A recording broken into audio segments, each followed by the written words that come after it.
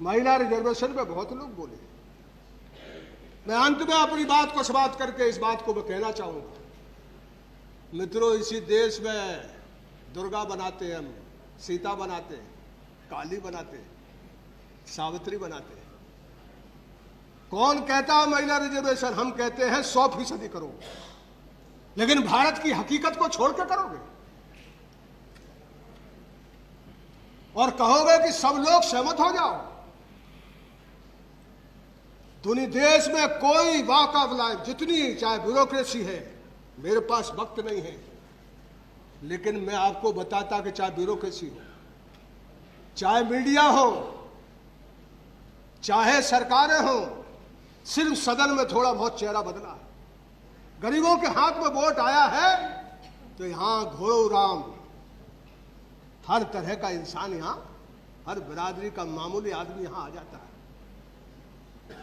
आप 183 सीटें कर रहे हैं, आप दिल्ली से रेवोल्यूशन कर रहे हैं, 60 बरस से कर रहे हैं। मैं आपसे कहूं कि सीता से लेकर इस देश में कितनी नारियां हैं जिनका दिन भर महिलाओं को बताया जाता। हिंदुस्तान की मां गुलाम है जाति व्यवस्था के कारण। हिंदुस्तान की मां आजाद हो सकती है, हिंदुस्तान की सब बीमारी मिट सकती है। तोड़ो जाति को, हम सारे रिजर्वेशन वापस करेंगे। जाति तोड़ो, जाति बंधन करके मुट्ठी भर लोग इस देश को हजारों बरस से चला रहे हैं। इस लोकतंत्र में हम लोग यहाँ कुछ संख्या में आ गए। आपके दिल और दर्द में दर्द है, हो सकता है आपके मन में ना हो, लेकिन ये अब महिला रिजर्वेशन आपने इस देश के शूद्रों को, अति शूद्रों की संख्या घटाने के लिए लाए। शरद यादव तो बोलने में दिक्कत है, इनकी बेटियां और इनकी बहनें कहां तक आगे बढ़ेंगी? कोई आंदोलन होता, कोई धरती से आंदोलन होता, जयप्रकाश आंदोलन था, कोई दूसरा धरती से आंदोलन होता, आप जरूर करते, लेकिन बिगड़ आंदोलन के यहां कुछ महिलाएं इकट्ठी हो जाएंगी और कहेंगी महिला रिजर्वेशन। हो सकता है हमारे पास संख्या ना हो, लेकिन मैं कहता हूं सुकरात अकेला बढ़ गया जहर खाकर। हम जहर खा के सदन में मर जाएंगे, लेकिन सच यह है कि हिंदुस्तान के 90-95% लोगों को गला काट कर ये महिला रिजर्वेशन लाना चाहते हैं।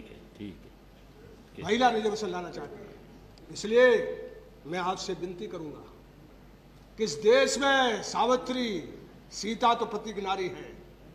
इस देश की सबसे तेजस्वी महिला द्रौपदी जो है, उसका कोई नाम नहीं लेता।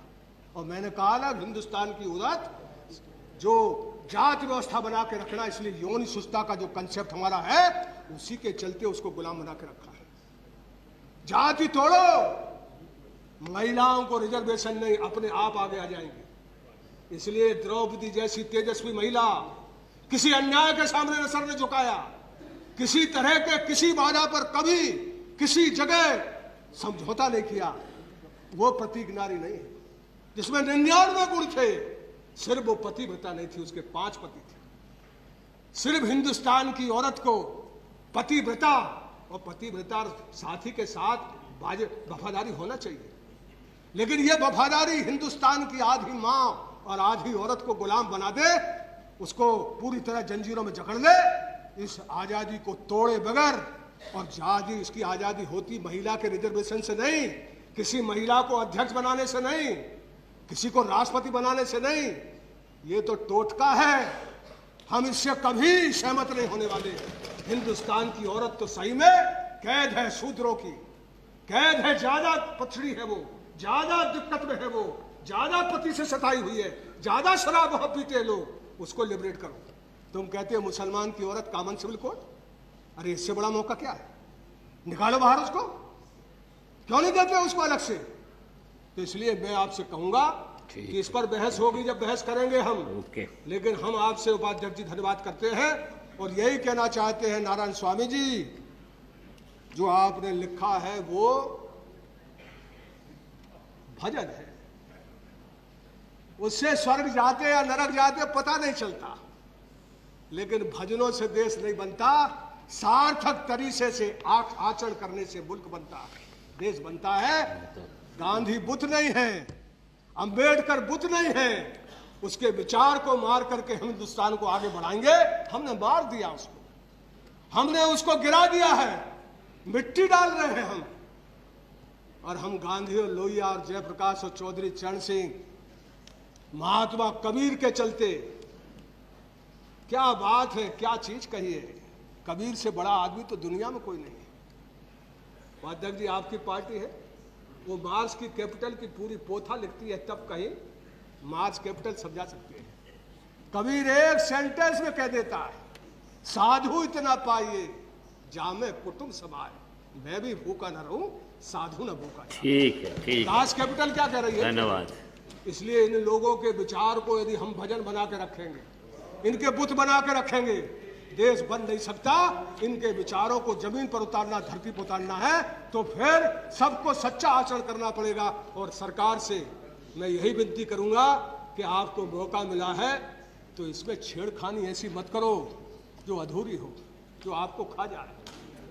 ये आपकी सरकार शेर की सवारी है, संभल के चलना। नहीं संभले तो हमको कोई फर्क नहीं, हम तो विरोध में है, और विरोध में है तो पूरी तरह से विरोध में है। और इन्हीं निवेदन के साथ मैं फिर से राष्ट्रपति जी के इस अभिभाषण का समर्थन करता हूं। और उन्होंने जो भाषा का, पिछली बार अंग्रेजी में बोली, भाषा बोली, उनसे कहना मेरा कि आप हिंदी अच्छी बोलती है, वही बोलो, ज़्यादा अच्छा रहेगा। उनको धन्यवाद देता हूं और अपनी बात को यहीं समाप्त करता हूं। बहुत बहुत शुक्रिया। धन्यवाद। श्री बी महताब।